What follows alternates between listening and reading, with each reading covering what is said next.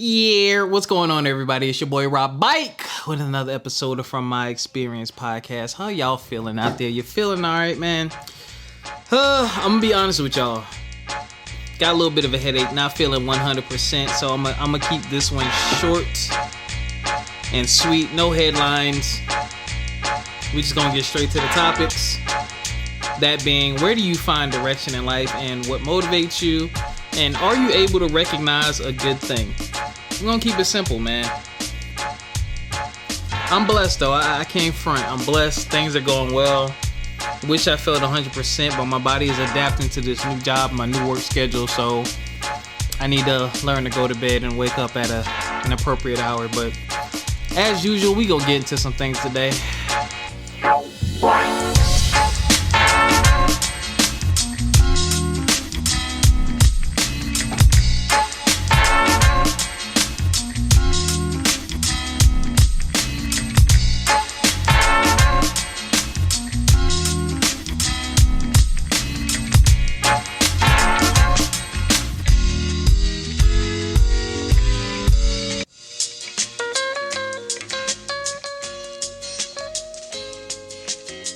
Ooh, pardon my computer chair if you hear that noise in the background. My computer chair decided after, 4 or 5 years now, it wanted to break. So now if I lean back in my chair, it sinks. It pisses me off because this chair was expensive. And now I need another, possibly. Whew. Yeah, I don't have no headlines for y'all, man. I ain't gonna lie. A lot of what I've been seeing, has just been bad, honestly. And I did have an interesting story to tell y'all, but y'all know I'm a fact checker and I like to wait. But I saw that a world-renowned Nigerian doctor removed the baby from the mother's uterus to remove a tumor and inserted the baby back inside. And I thought that was an amazing story. And then when I looked it up, I saw that was from 2020. So sometimes, because I originally saw it on social media. So again, I've had an episode about fact checking, and this is why you want to fact check, because I thought it was a recent story. Turns out it wasn't. And like I just said, that's why fact checking is important, and that's why I like to fact check before I get on here and run my mouth. Now,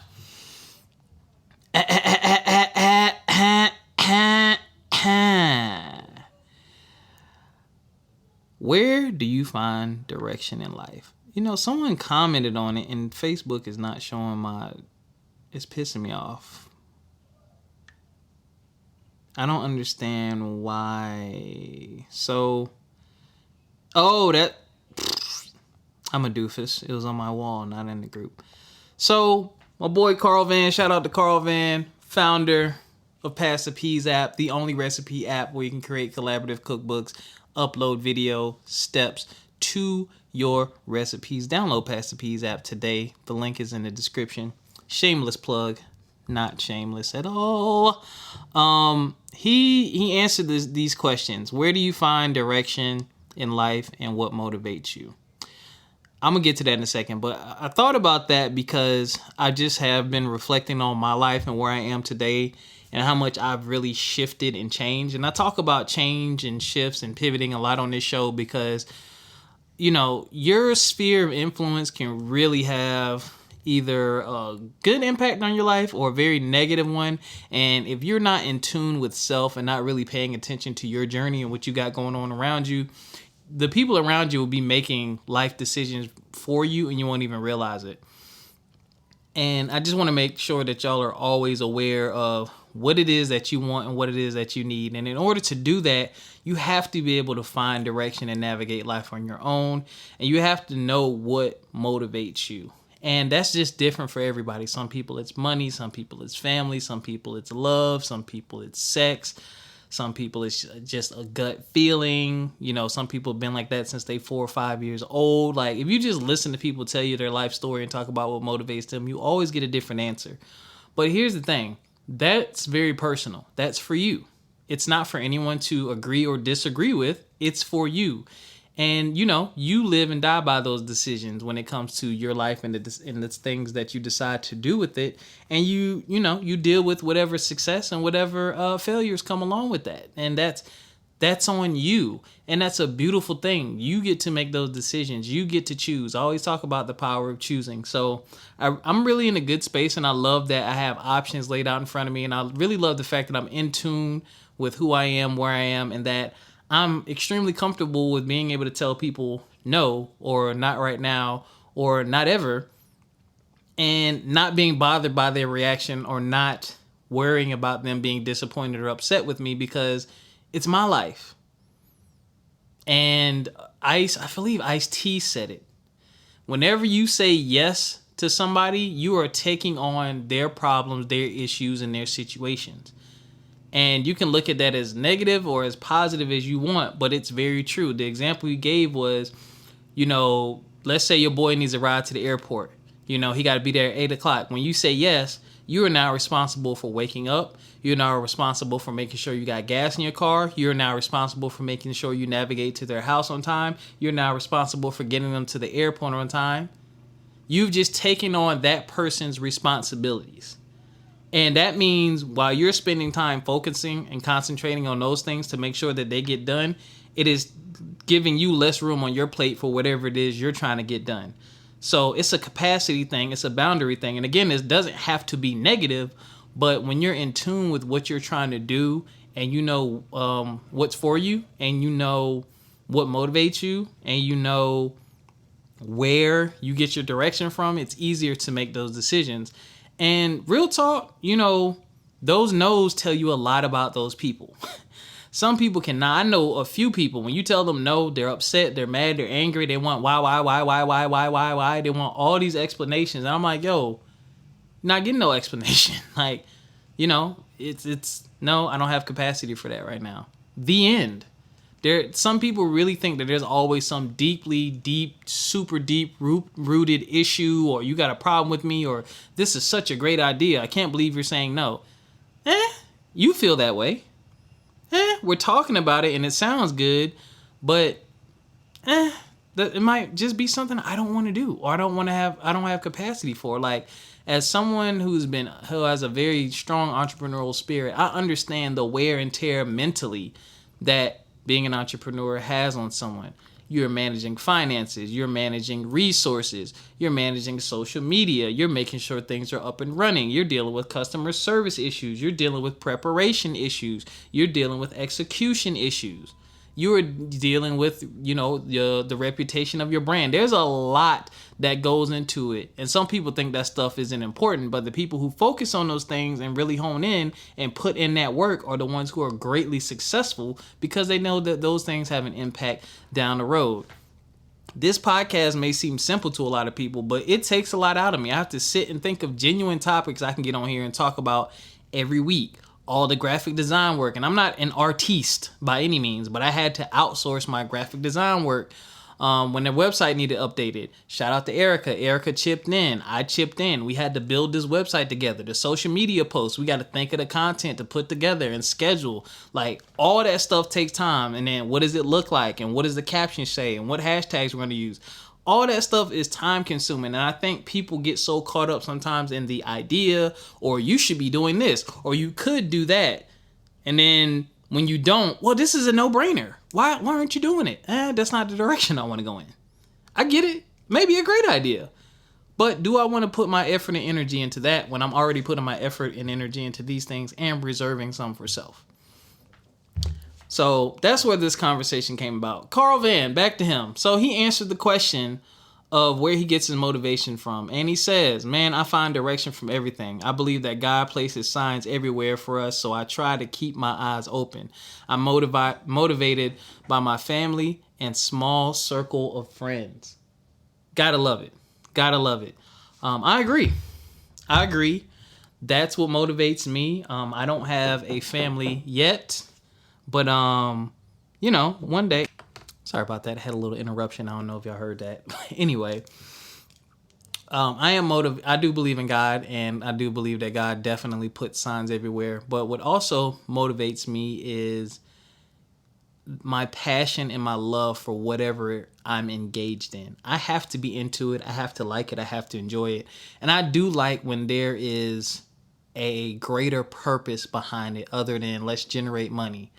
One of the reasons I like teaching and connecting and building with other people is because I love to see people blossom and grow and learn. Just like when I was in education, that the one of the best feelings you get as a teacher is when there's a kid who doesn't get it and they finally get it because you're teaching them.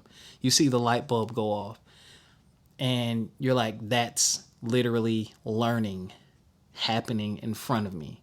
And that child is going to remember that. And that child is going to be able to take this information to better their lives. And that child may possibly not hit these roadblocks in the road that I hit when I was their age. And now I just love being able to explore. I love being able to use my creativity and my resourcefulness to solve problems. And I also just have a passion for quite a few things. Still love gaming, not as deep into it as I used to, but there are some things I do in the gaming world that are still fun and entertaining, and I engage in those because that's what I want to do. And I got some plans for down the road that I want to get into.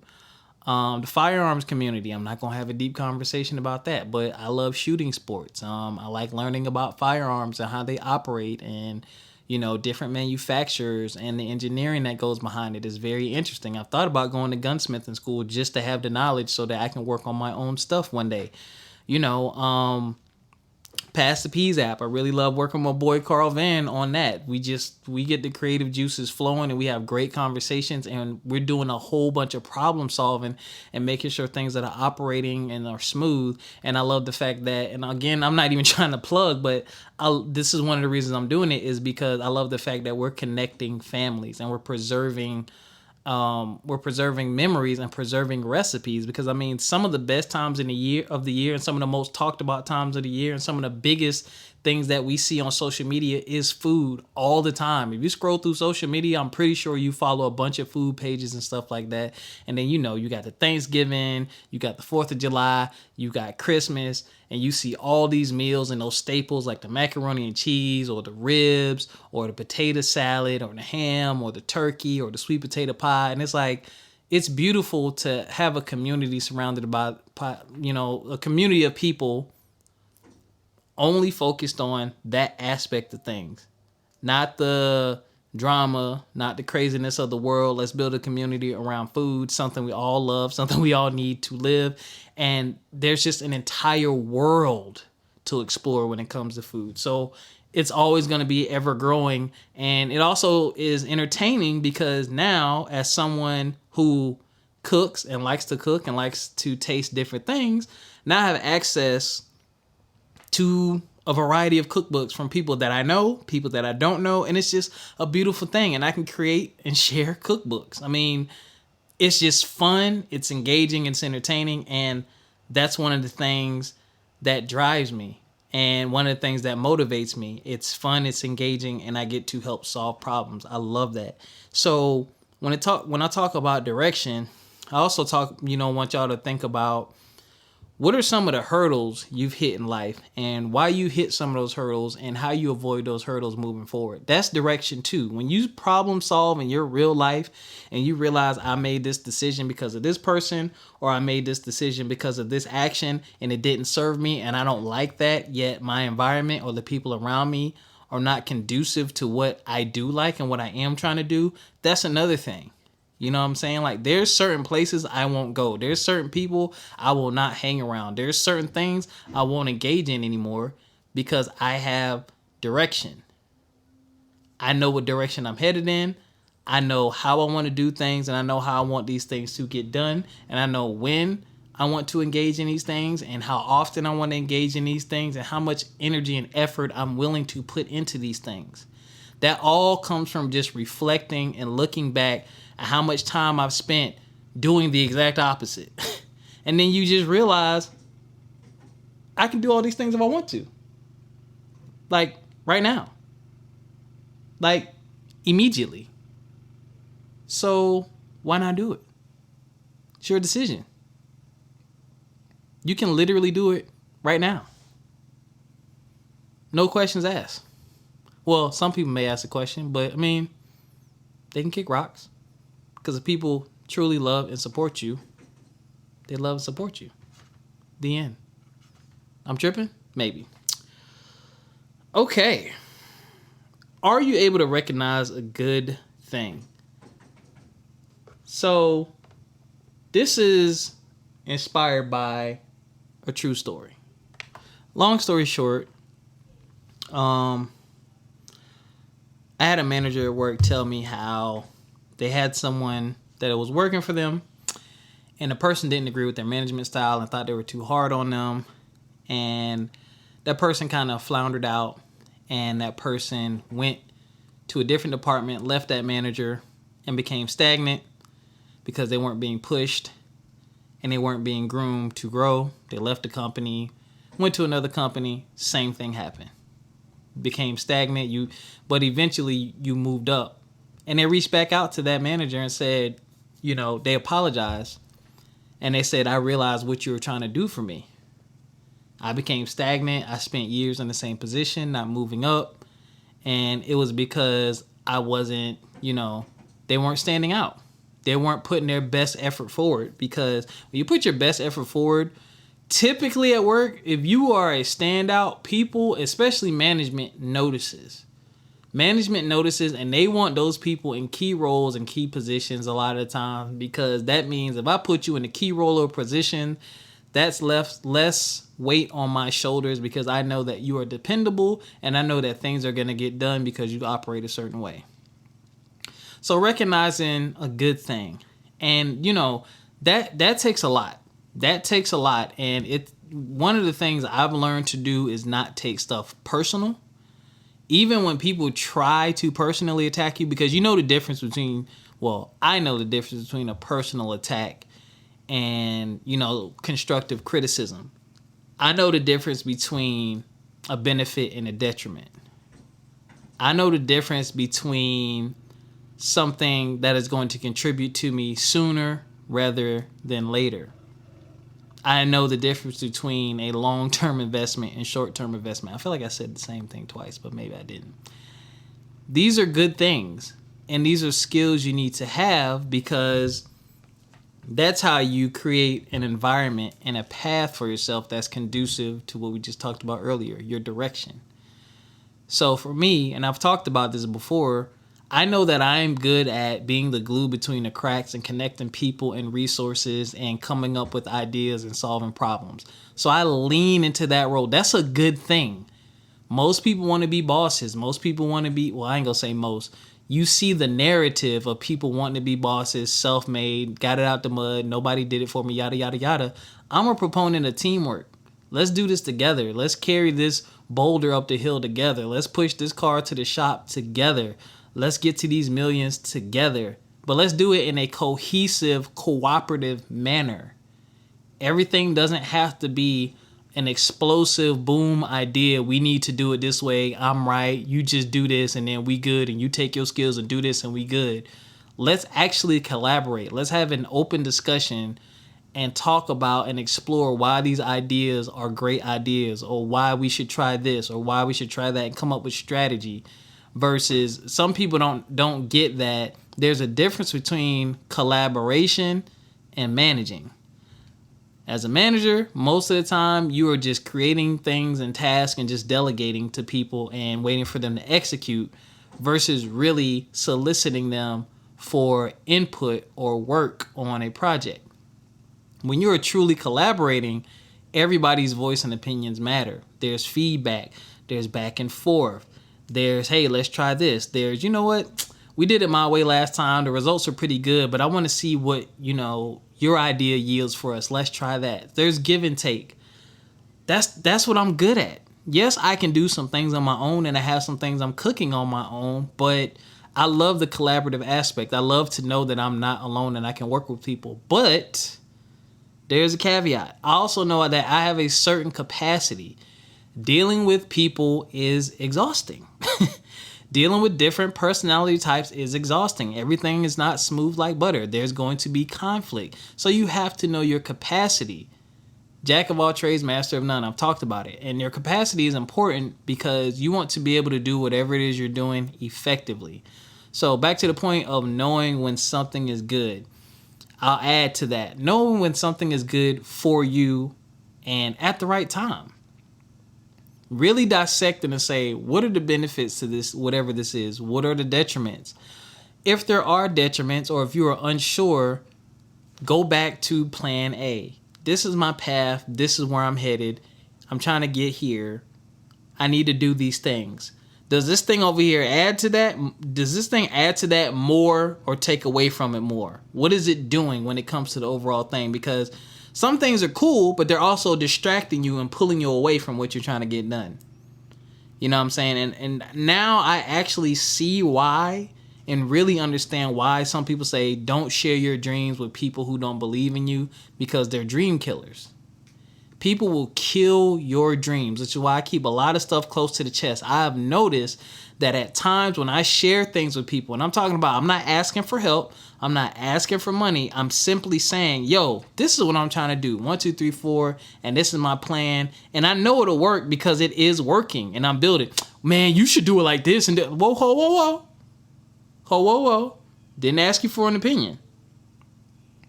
Didn't ask you for an opinion. Didn't ask you to critique my plan. Didn't ask you for help. But now you want to give me nothing but pitfalls.